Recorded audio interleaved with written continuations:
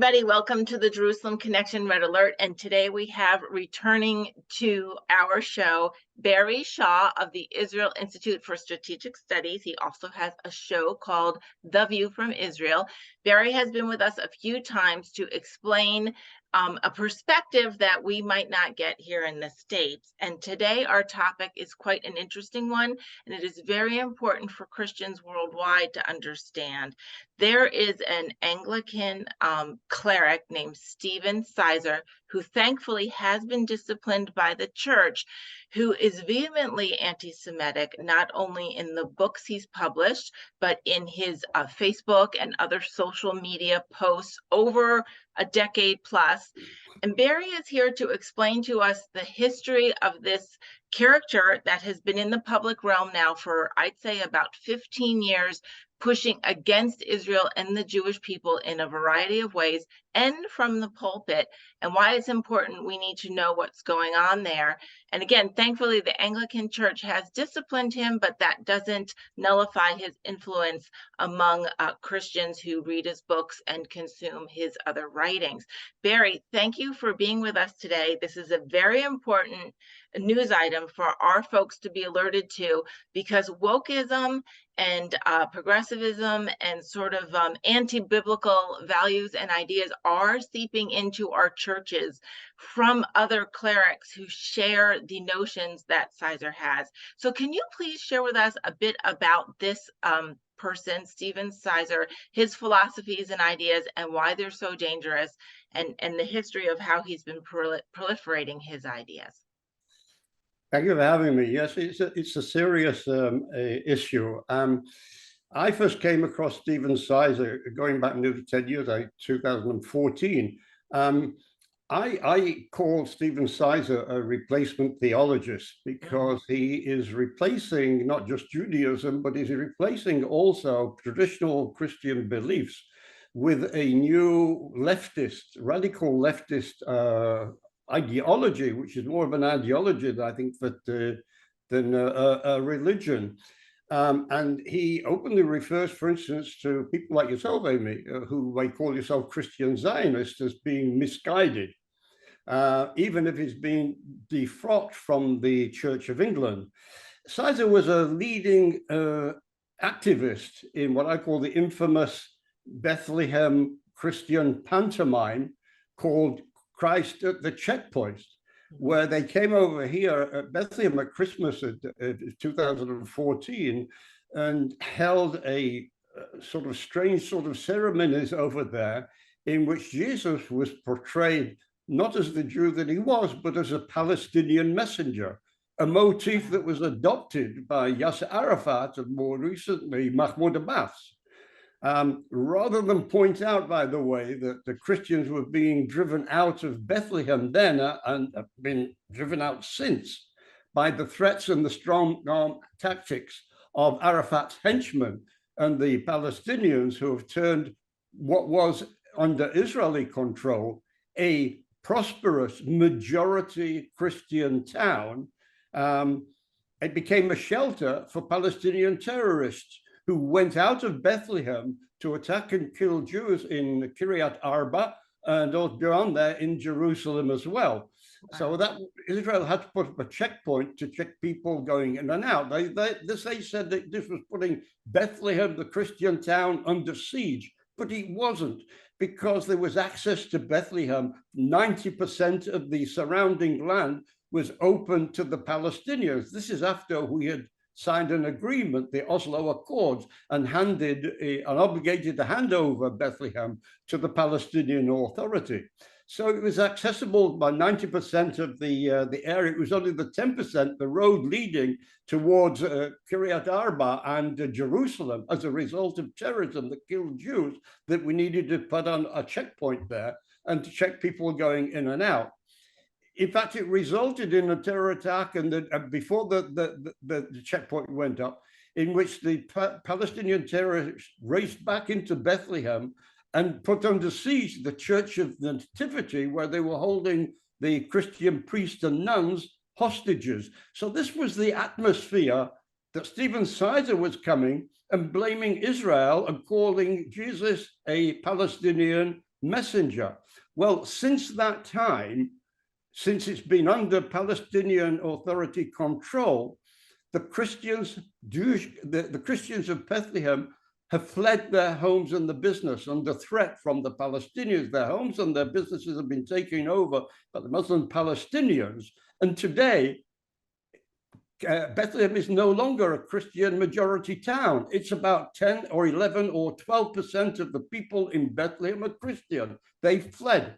They fled via the checkpoint, either into Israel or out to other places as well. And this is what's going on with the lies being spread by people like Stephen Sizer, who was faced disciplinary tribunal of the Anglican Church after complaints were put forward to them by the Board of Deputies of British Jews based on charges against him ranging from between 2005 and 2018. And in the end of the day, of course, it helps the Anglican Church adopted the worldwide definition of International Holocaust Remembrance Alliance definition of anti-Semitism, which is a certain perception of Jews which may be expressed as hatred towards Jews, rhetoric and physical manifestations of anti-Semitism, I'm reading here, are directed towards Jewish and non-Jewish individuals or property towards the Jewish community, institution, and religious institutions and facilities. And therefore, he was found guilty of 4 or 5 of these charges, and he has been defrocked and not allowed to preach from the pulpit until at least 2030. So we unfortunately, we suffer from certain Christians, people who adopt what I would call the radical non-religious ethics and pervert the Bible. And I think this needs to be addressed. I think it was Erwin Kotler, who was a renowned professor of human rights and Justice Minister of Canada, who gave a definition of anti-Semitism. Classical anti-Semitism, he wrote, is a discrimination against or denial of the rights of the individual Jews to live as equal members of a free society. And the new anti-Semitism involves the discrimination of or denial of the rights of the Jewish people to live as equal members of the family of nations. This is exactly what Sizer was doing together with people like the BDS movement. In other words, he was in bed with a lot of the Muslim, secular and religious people who want to see an end to Israel, a Palestine from the river to the sea. And so I was reading recently that Stephen Sizer was very much a proponent of the original UN resolution in Darfur that Zionism is racism, that original resolution that has since been overturned, but that doesn't kind of get the press that the catchy Zionism is racism slogan sort of caught and never really went away. And that was actually fomented and backed by Idi Amin, who was just a brutal dictator. And upon his overthrow, his country rejoiced. But here you've got Sizer back in, I guess it was 2001. I can't remember the exact year that first resolution came out. But you had Sizer endorsing a movement in the UN that was put forth and backed by severe anti-Semitic people and brutal dictators and quasi-terrorists such as Idi Amin. And that thread goes throughout his, if you look at Sizer's social media posts and public statements, when these radical terrorist types say awful things against Israel and against Jewish people, Sizer often posts his agreement with it. In fact, and I'll find it and I'll put it up as a slide, but one very nefarious character in response to a book that Sizer wrote said that we wouldn't have all these problems between the Arabs and the Jews in the Middle East if the Jews were never here, if Israel was never here. And Sizer posted back, I completely agree with you. That's why I wrote the book. And he was completely agreeing with someone who was vehemently violent person against Jews, not someone who just said, you know, we need to discuss policies and debate some of the, you know, this person was an outright, you know, from the river to the sea, Israel should be no more. And then Sizer agrees with him. And then Sizer will say in other places, well, no, I agree that Israel has the right to exist. And he'll say that, pepper that in interviews and whatnot, but it is not demonstrative of his writing and his sort of general activities as he goes about the world, aligning himself with folks that are just tearing up the scripture. And I also, and maybe you can comment on this, I did not read his book, Onward Christian Zionists, which is an attack against everything that organizations like ours believe, and including our mandate, our scriptural mandate of why we advocate and support for the Jewish people, ancient and modern. He took the verse, I will bless those who bless Israel and curse those who curse Israel. He says that the entire Christian Zionist community have taken that out of context, and he dismantles that. And I haven't read it because I couldn't find any free versions of previews of his books online, and I didn't want to pay for his book. Do you know anything about how he's attacking some of the baseline scripture that we are relying on as we share our values, Jews and Christians, to support each other? Well, a couple of things. I want to simply show you how, unfortunately, and unfortunately, this is rare to have a member of a church like the Church of England, the Anglican Church, to be so anti-Semitic. Thank goodness it's a rarity. Right. But I want to give a couple of examples. And one, quite frankly, I make a link to something you'll find interesting because it applies to what's happened in America in the last week or so.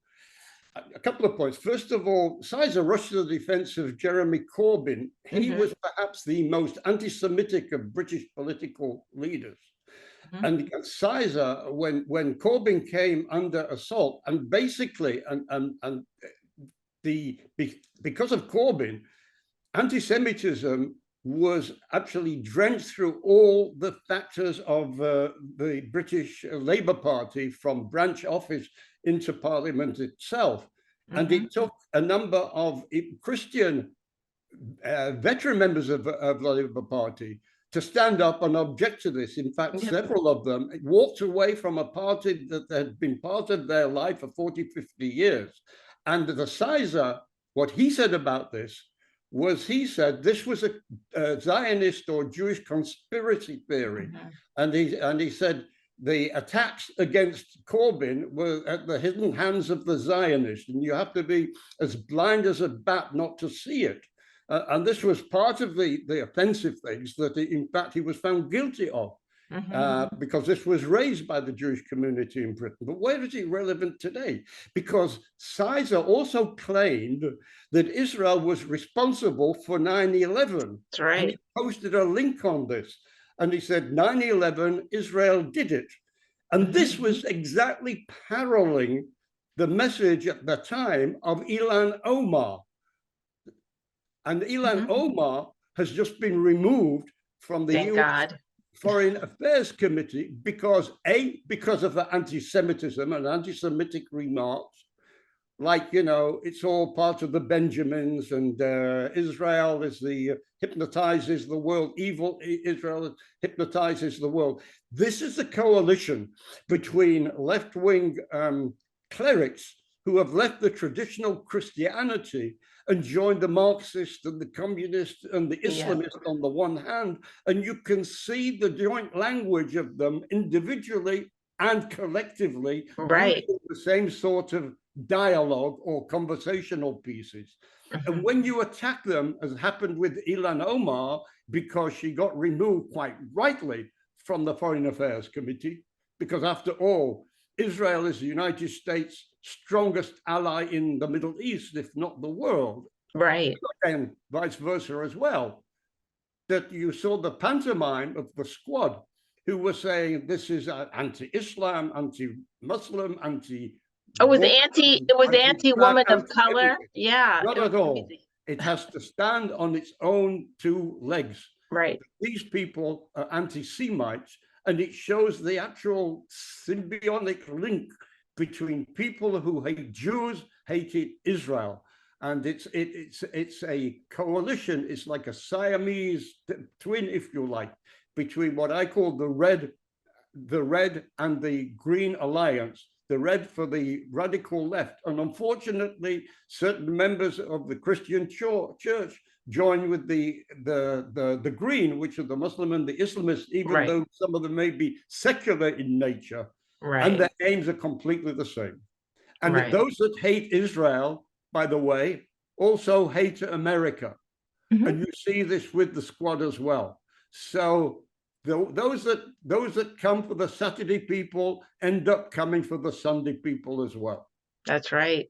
That's right. And what's interesting is Sizer, and I read a lot of reviews about his books, and they all say that Sizer works under the banner of human rights and anti-oppression and the Christians that are oppressed in the Middle East. Well, by whom are the Christians oppressed in the Middle East? Because I don't think the Christians are oppressed in Israel. And if there are Christians in these so-called occupied territories or disputed territories, it's not the Israelis who are persecuting the Christians in those areas.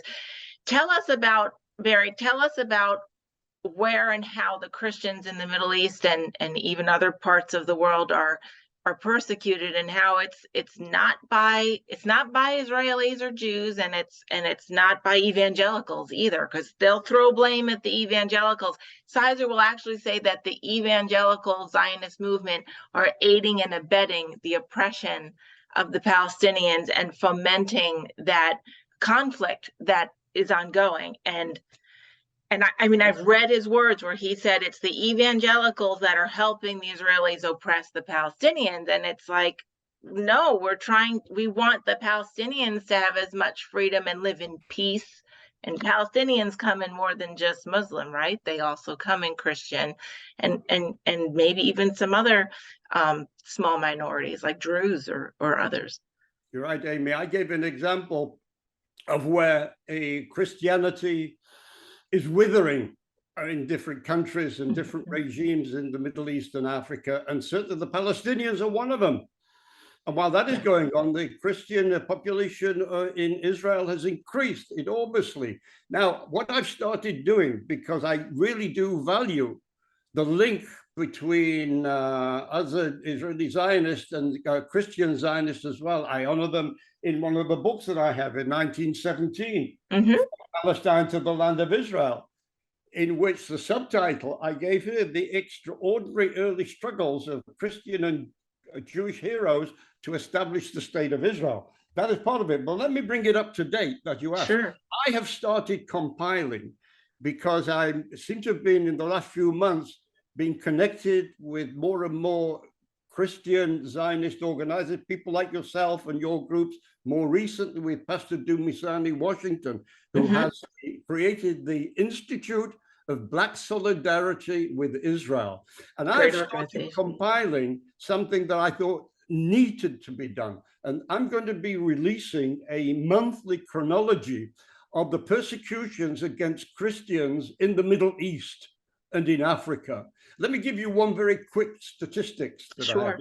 In 2022, last year, I'm not sure you would know how many Christians have been killed for their faith in the Middle East and Africa.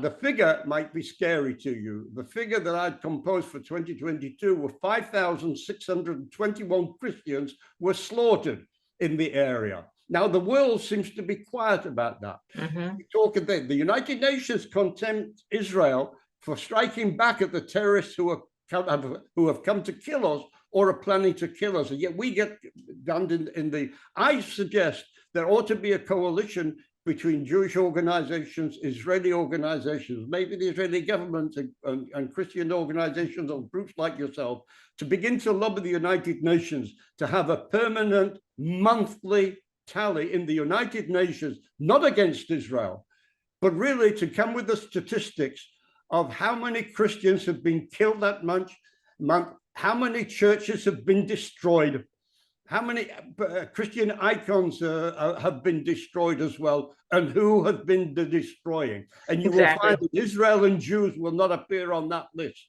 Give you two examples. The first worst country for the persecution of Christians in 2022 was, of all places, North Korea. Wow. Guess what the second one was? And this is a word for Ilhan Omar. Nigeria? No. The second worst country for persecution of Christians last year, 2022, was Somalia. The birthplace of Ilhan Omar and her family. Think about that. She talks glowing. She hates Israel. She talks glowingly about the country of her birthplace, Somalia. But that country, according to Open Doors, the humanitarian organization, is ranked number 2 for last year as the worst nation against Christians in the world in 2022. And it's, I mean, I don't like to bring race in, but, you know, I'm assuming that the majority of the Christians that are murdered in Africa are probably Black, right? So of course I often wonder where all the Black Lives Matter people are. Listen, also, you have to be aware that where you have countries like number 3 on the list is Yemen, 4 was Eritrea, 4 was 5 was Libya, 6 was Nigeria, 7 Pakistan, 8 Iran, 9 Afghanistan. Most of these countries, again, I come back to something I said a few minutes ago, had a Jewish population that contributed to the prosperity of those countries. And the Jews in those places were persecuted and driven out. They were driven out. These countries don't have any Jews anymore, right? First they come for the Saturday people, then they come for the Sunday people. And that reminds me of Egypt. You know, Egypt drove out their remaining, they had a legacy, centuries of Jewish people. There were synagogues in Egypt for centuries, and they were driven out under Nasser. The final Jews were driven out in the 50s. And then now the Coptics have on the receiving end of a lot of persecution. And there was just an article in the last couple days about a Coptic church that was just, you know, gutted and burnt. And I forgot what the casualty rate was. People were injured for sure, but I mean, the Coptic people have been suffering in their homeland, right? These are people that's their homeland. They're not new to the area. Let me give you some examples of history from a Jewish perspective. Whenever you had a successful civilization, whether it was a Muslim or Arab civilization, when they were doing well, that the Jews among them were contributing a great deal to the success and financial success and the cultural success of that society. When you had also the Russians at the time, whether it was under the Tsar and then later on even under the beginning of the communism, before communism came, the Jews were intellectual superior members of that sort of society until they turned against the Jews. In Germany, the intellectual elites and the cultural people and the successful people in Germany were against the Jews until Germany turned against them. And then whenever these civilizations, also I have to say, also Spain, in the glorious years of Spain in the 14th, 15th century, and Portugal, the Jewish merchants, the Jewish intellectuals, the Jewish spiritual people were among the leading aspects of a successful civilization. But when each of these places, for the different reasons, turned and persecuted the Jews, whether it was persecution, Inquisition, genocide, Holocaust, whatever, these nations suffered and their civilizations disappeared. And if you remember the biblical blessing, I will bless those that bless you and I will curse those that curse you. And you can see repeated examples of these going back the last 1,000 years, where civilizations have risen and then fallen. Based on how they treated their Jewish population. Look at the Arab countries today. Yep. It's interesting. Their Jews. Because they threw out their Jews, and then there's some that are trying to rekindle at least some cooperativeness with Israel, and that's under the Abraham Accords. and more Arab countries want to get in on that because they see the benefit. They see, they're not going to call it a blessing, but they certainly see their own personal advantages to ending the strife and cooperating economically with security and elsewhere. Barry, these are such vital and important topics. You know, on our red alerts, we go back and forth between topics that are very individual in nature, interviewing people that have received persecution or who personally have a ministry or a program that aid individual people that need help. And then we also talk about sort of these more global issues that policies and sort of philosophies and ideologies that circulate the earth and then trickle down to our everyday lives. And these issues with the Saturday people and the Sunday people are connected. They're connected intricately through the Bible and through God's work every day, every year, every century. And we cannot discount our mandate in Genesis. And I wonder if somebody presented a timeline on a piece of paper, a timeline with the rise and fall of these civilizations that when the Jews were contributing and living freely among them, and then they were persecuted, and then that civilization fell, how Sizer can tell us all that verse doesn't say what it says it says. So but we have maddening. The example that you mentioned over here, the fact that the countries that have joined the Abraham Accords are doing this for basically two reasons. It's not because they fell in love with Jews, not at all. Right. It's because they fear, probably as much as Israel, and even not more so, a common enemy, and that is Iran. Right? And Iran is also a Muslim country, it's an Islamic country. So are the United Arab Emirates, Bahrain, even Saudi Arabia, but it's a different branch of Islam that is an enemy to them as well. And in order to find the joint security, they respect Israel. We talk about the peace strength. And this is what's brought them. But however, it has certain economic, trade, cultural advantages as well that they're finding out. And it's a peace through strength, but it's also peace through collective interest. Yes. The Palestinians take the back seat. It could well be that, in fact, not ourselves, but it could be the nations of UAE and Bahrain and even Saudi Arabia, when we get to them. They're the ones who are going to be able to put pressure on the so-called Palestinians to give up their 100-year-old desire to have a state from the river to the sea. In other words, a world without Jews and without Israel. Right. And the Palestinian people, we recognize that the everyday Palestinian people suffer greatly. And many of them and their children are indoctrinated to have this systemic and endemic hate towards the Jew. And a change in leadership, a change in Palestinian leadership would be the first step. And I think that the Palestinian people, everyday people, are reasonable. Moms and dads want to raise their families in safety. And that's going to take at least a generation to flush out. But we pray for the Palestinian people. We don't want them to continue to suffer. That's why we advocate, one of the reasons why we advocate for a strong Israel, because under Israeli leadership, these people the Arab Israeli citizens have a good life. They have all the same rights, the judicial rights, constitutional rights as any other citizen. There's no delineation. And that's really what democracy and freedom is about. And the Bible tells us that Israel is a light unto the world. And God tells us that we live as good neighbors, right? Not everybody is going to assign, we're not going to have a lot of people convert to Christianity in America, but we live alongside people who are non-Christians. And not everybody in the Middle East is going to be a converted to Judaism, but certainly Jewish people are more than happy to live peacefully with the folks that don't share their religion. And that's the key, to live peacefully and have prosperity.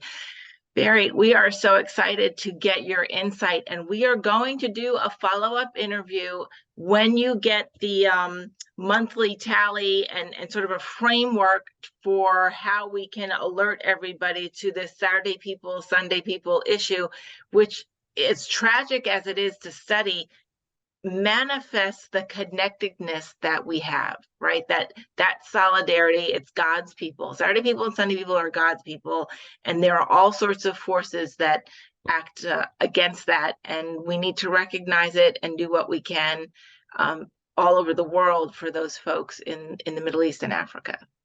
I'll be happy to compile the figures and get them to you, and also to work with you to create even larger coalition between Israeli and Jewish organizations and Christian organizations in the States and Canada and Europe as well to come together, because quite frankly, I believe it takes a network to defeat a network.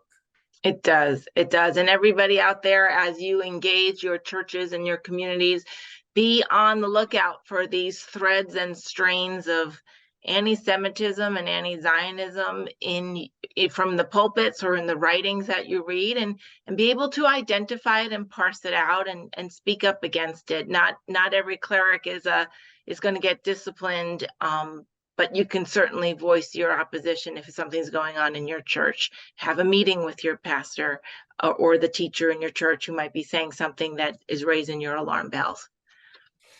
Thank you. I think there are more that unites us than divides us, and I think we need to work together on an agenda. Thank you. Yes, I agree. And we are going to keep pace with that and continue to update. Everybody, let's thank Barry Shaw for his time with us. We will see him again soon. And Shavua Tov. Have a great week. Amy, thank you. Lovely to be with you. Thank you. Shalom from Israel. Shalom.